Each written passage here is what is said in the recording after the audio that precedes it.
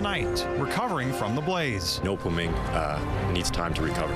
What the future holds for Nopiming Provincial Park on the heels of last summer's devastating wildfire.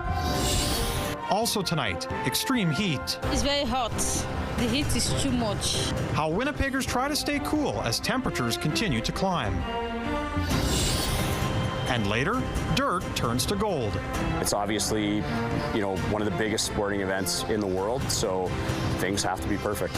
Why Manitoba turf will play a crucial role when the FIFA World Cup arrives in North America.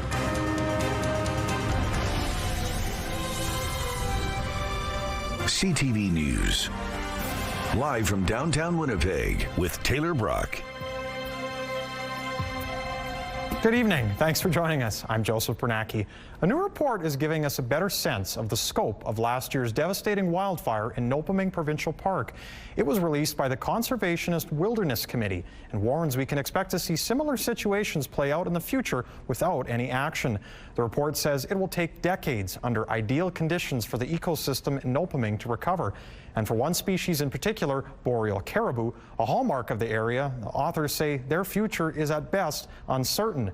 That's because caribou require very specific conditions to thrive. For example, they prefer to feed on lichen, which grows around old trees, and they need large undisturbed areas to raise their young. As for other species, the authors say there is evidence large animals such as moose, bear, and wolves have begun moving back into some of the burnt-out areas. It's still unclear how smaller mammals have fared. In terms of recovery, the report generally advocates for less human activity outside of climate-safe recreation. It says mineral exploration should end, the military training site should not be rebuilt, and ATVs should be banned. What we're going to see in Nopiming is that folks are going to recognize that this will make one of the most beautiful backpacking trails in the country. It doesn't exist yet on paper, and as we work forward with First Nations, whose territory it is, to make these destinations, that's the place where Manitoba can engage Manitobans, people in the work, and make something that we're proud of and that we want to visit. The authors also say human infrastructure should be limited in the park. The report goes on to say unless Manitoba and the rest of the world limit the burning of fossil fuels, massive fires like this will continue to happen. In addition to the hot, dry conditions brought out about a warming climate, it cites other research which predicts a 41% increase in lightning strikes in the coming years. Furthermore, it says the 2025 wildfires demonstrate that no jurisdiction can marshal all the resources needed to protect forests and human infrastructure. A heat warning is in effect tonight for southern Manitoba, including Winnipeg. The temperature is climbing to the mid-30-degree mark. CTV's Jeff Keel examines what some are doing to beat the heat. With the sun glaring down on Winnipeg, Isata Moses doesn't hold back about how she and 18-month-old Elijah are feeling. It's very hot. The heat is too much. My God, it's very hot. You see, I'm sweating already. All my body, everywhere is just sweating. With no air conditioning at their place, outside is still a better option for them. This is fresh air, so it's better to be outside. Environment and Climate Change Canada has issued a yellow heat warning for southern Manitoba as the temperature hits the mid-30s, with warmer than normal air coming in from the south. And when you get a setup like this, it kind of gets stuck. So we have what we call a block in our area, which is allowing that warm air to pool and build day after day. Many are coping by hitting a splash pad, using an umbrella, or finding some shade. For those who need a break from the heat, 6 community centers are open. Additionally as well, city facilities during regular operating hours, whether that's rec and leisure facilities, as well as our city libraries. And the city has also installed 9 of these drinking stations in the downtown area, including this one at Central Park, which is well used. I'm taking water, government water. For some, escaping the heat is not that easy and can take a toll. A permanent hydration station is also going up in front of the Salvation Army. Until then, this water tank has been parked here for the many unsheltered in the area. The center is open too. Where they can seek relief from the extreme heat.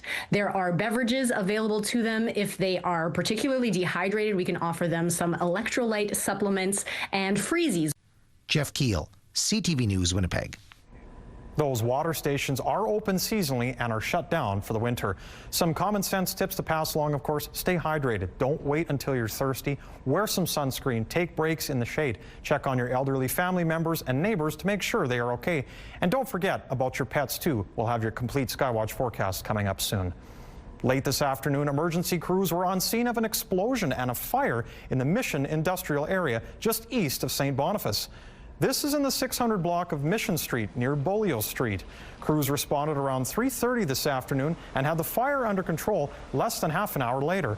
The hazmat team was brought in because of the chemicals stored at the site.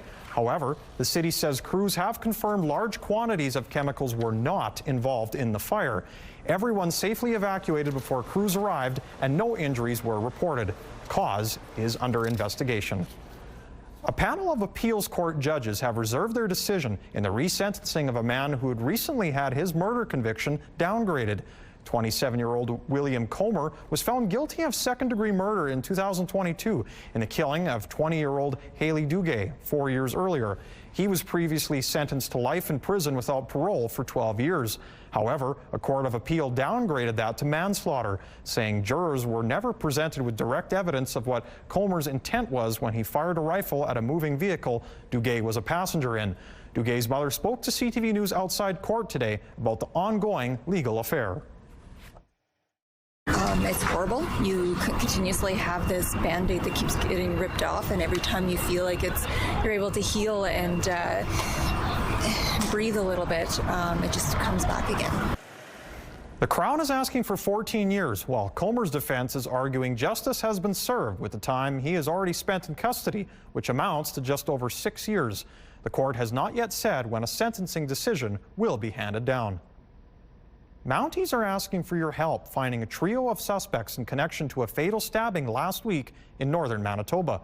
It happened around 2:30 in the morning last Wednesday in an open area near Princeton Drive in Thompson. A 21-year-old man was brought to hospital but later died. RCMP are now searching for the two people seen here.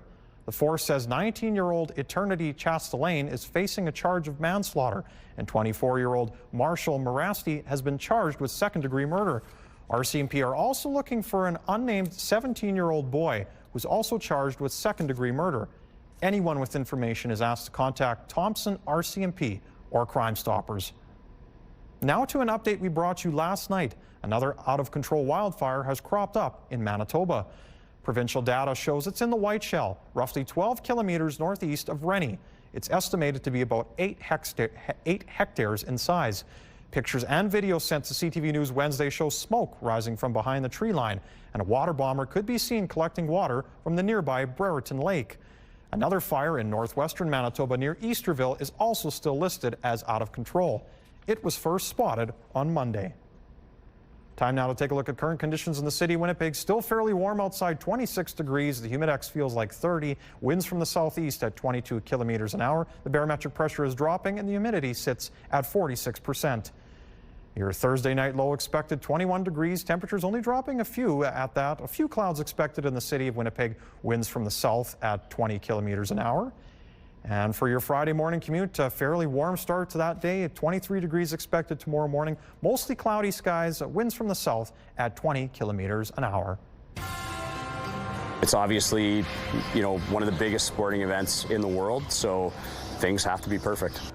The perfect pitch, how a group of Manitoba farmers are contributing to the World Cup in a way you wouldn't expect.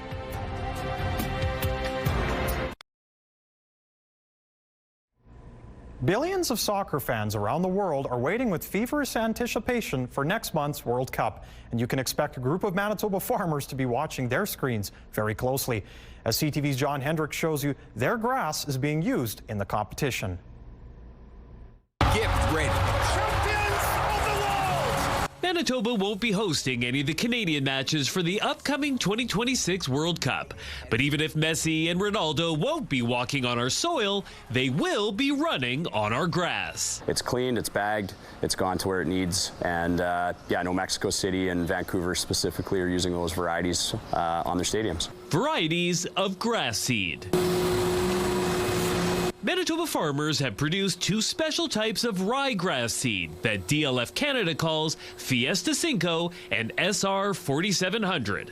They'll be used to overseed and fill in the turf used in the stadiums. There's a team of people that specialize in turf. They're looking at it right from the ground to when it's first done on a checkerboard, and they're testing it for different stresses, then mass producing it from there. And with billions of people around the world expected to watch the matches, FIFA needs the grass to be perfect. If we have any problems with the pitch, if the ball doesn't bounce properly, if the players are slipping and sliding, then that's the Achilles heel. DLF Canada has a lot of experience producing grass seed for past World Cups and golf tournaments, including the PGA. And soon, the world will get to see the kind of grass Manitoba farmers are capable of producing. When we're watching this tournament at home, we can sit there and go, hey, that's a piece of something local, I guess. So yeah, it's a neat feeling. A feeling they'll get on Saturday, June 13th, when the first World Cup match in Vancouver gets underway. Football unites the world. John Hendricks, CTV News, Winnipeg. A truck driver has been charged following a fatal crash in Brandon. Police say the crash happened at the intersection of Highway 110 and Richmond Avenue East on Wednesday afternoon. They allege the 35-year-old male driver of a northbound semi-truck did not come to a halt at a stop sign, went through the intersection and hit an SUV. Police say the force of the crash also caused both vehicles to hit a different semi, which was stopped at the intersection. The 49-year-old woman driving the SUV was pronounced dead at the scene. The drivers of both trucks did not appear to suffer significant injuries. The 35-year-old man has been charged with dangerous driving causing death. He was taken into custody and is scheduled to appear in court today. Charges have not yet been proven in court. CAA Manitoba has revealed the results of its 2026 Worst Roads campaign, and a familiar South Central Highway has claimed the top title. Provincial Trunk Highway 34 received the honor for the 2nd year in a row. It's the 7th time the highway has made an appearance on the list.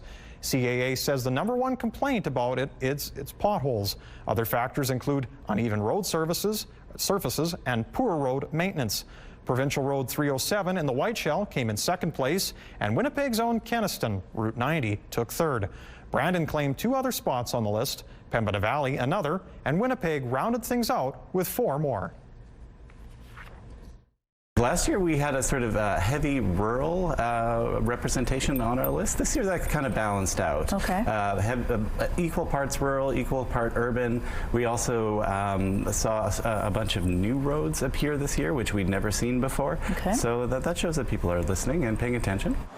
CAA launched a campaign last month asking Manitobans to nominate roads needing improvement. The information collected is used by the organization to help the governments know where to prioritize road repairs and infrastructure needs. More than 711 roads received nominations this year. You could soon see a new billboard along Portage Avenue, but not everyone is excited by the idea. The city has approved a new billboard to replace this one on Portage Avenue near Strathcona Street, right before the underpass. What sets this one apart is that the developer plans to have a roughly 194-square-foot digital screen on the east-facing facade. A handful of people have registered their opposition over concerns about light streaming into their homes at night. An appeal hearing is scheduled for next Wednesday. Our game must continue to evolve and modernize for our players, our fans, and our partners. Growing the game, what to expect for rule changes from the CFL on the gridiron. 26 degrees in the city of Winnipeg right now. We'll have your complete Skywatch forecast when we return.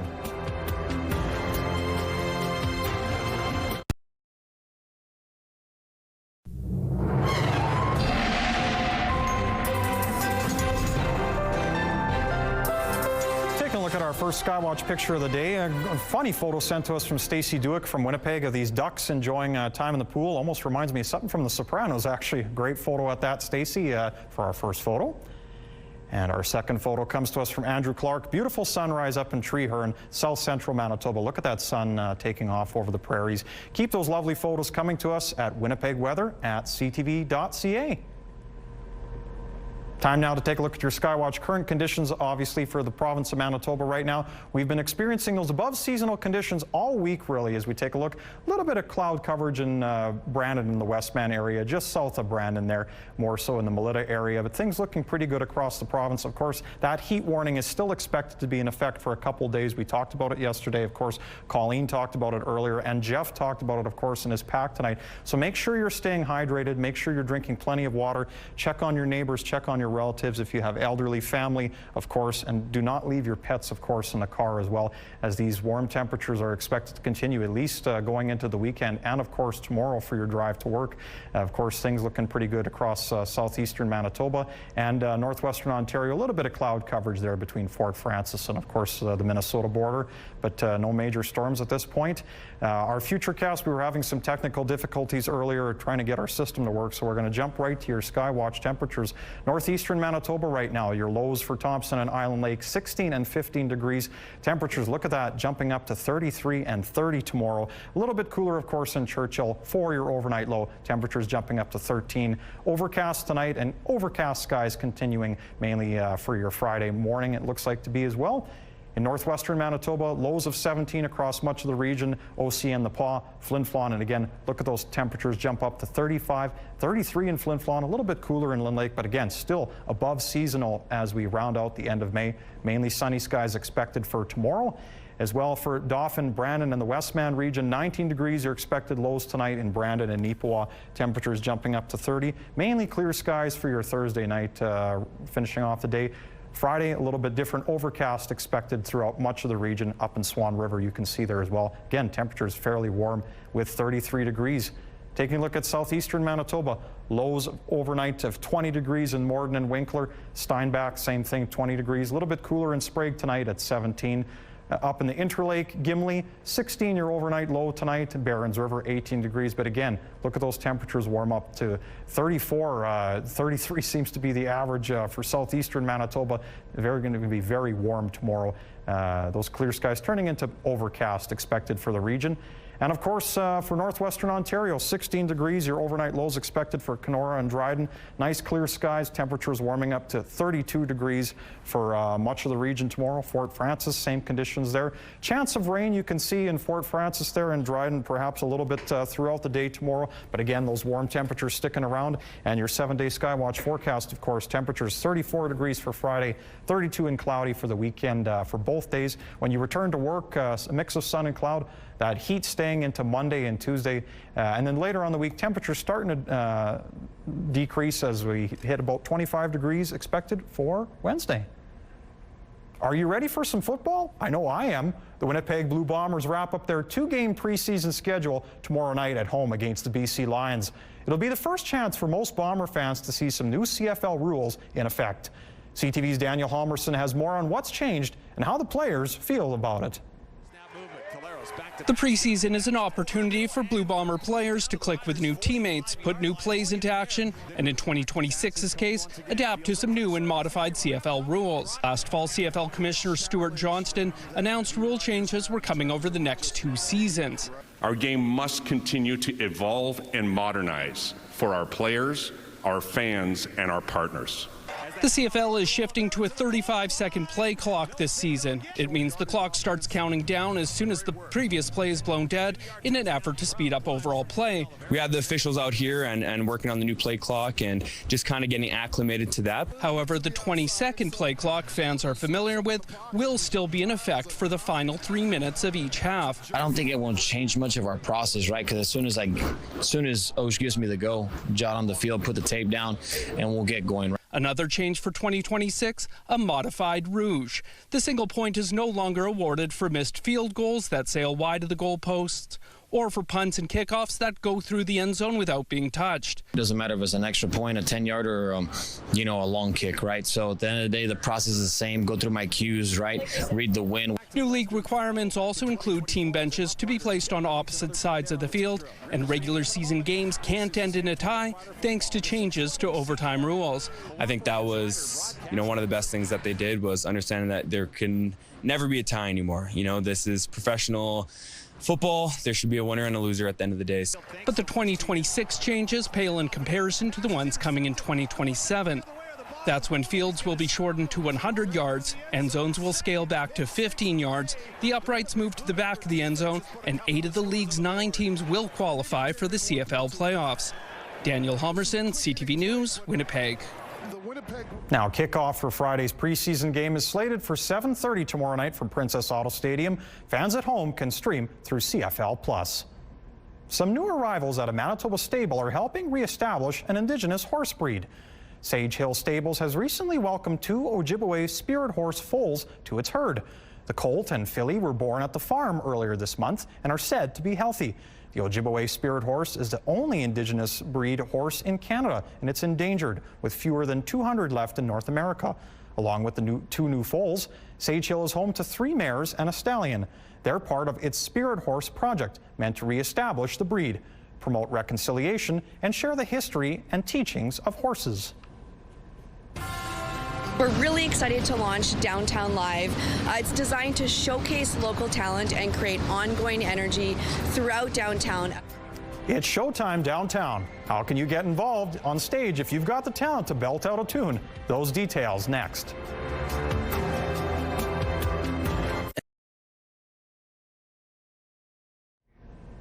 If you've got the performing itch, you might just be what Downtown Winnipeg Biz is looking for. We're really excited to launch Downtown Live.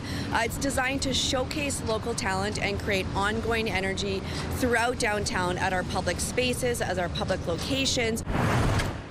The organization is launching a new initiative aimed at highlighting local talent, with the goal of getting more people to come downtown throughout the year.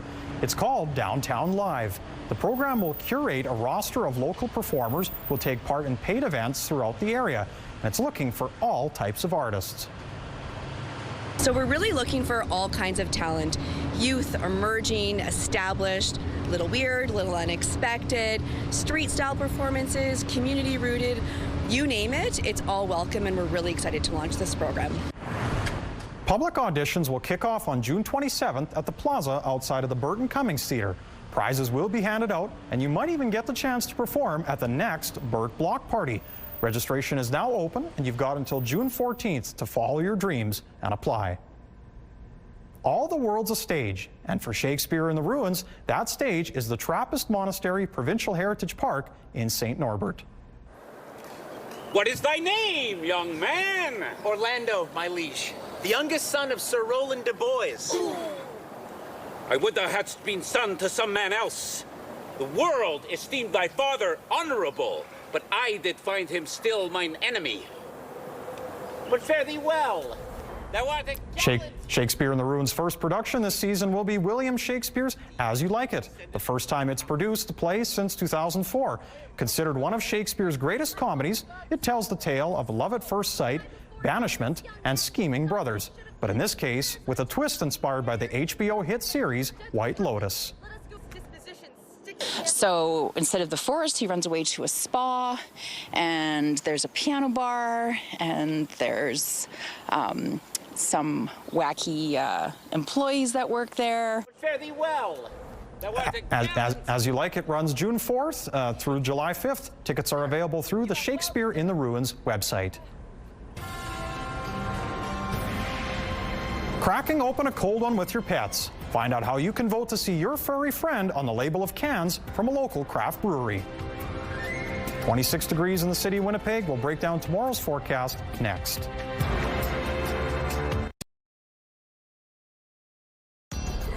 Women's clothing provided by RW & Company. Salon services provided by Essentique Spa Salon. Taking a look at your Friday morning weather, 23 degrees at 8 a.m. tomorrow. By the time you head home at 5 o'clock and start the weekend, 34 degrees and a mix of sun and cloud. Cracking open a cold one with your best bud is once again taking on a new meaning. I love this cat. He is, he's got some attitude. Pets on Pints is back for a third year. Good Neighbor Brewery is once again asking folks to vote for which Winnipeg pets they want to see on beer cans. Each vote costs $1 and goes directly to the Humane Society. So we have 4 labels up for grabs. The top 2 with the most votes automatically get on a can, and then we have 2 more labels for our random draws, so everyone has a chance to get on these really cool cans. If you think your furry friend is the cat's meow, you have from June 1st to the 19th at noon to submit photos and vote. Cans roll out across Winnipeg July 16th. That's going to do it for us tonight. For another look, visit us on ctvnewswinnipeg.ca. Have a great Thursday night. We'll see you tomorrow.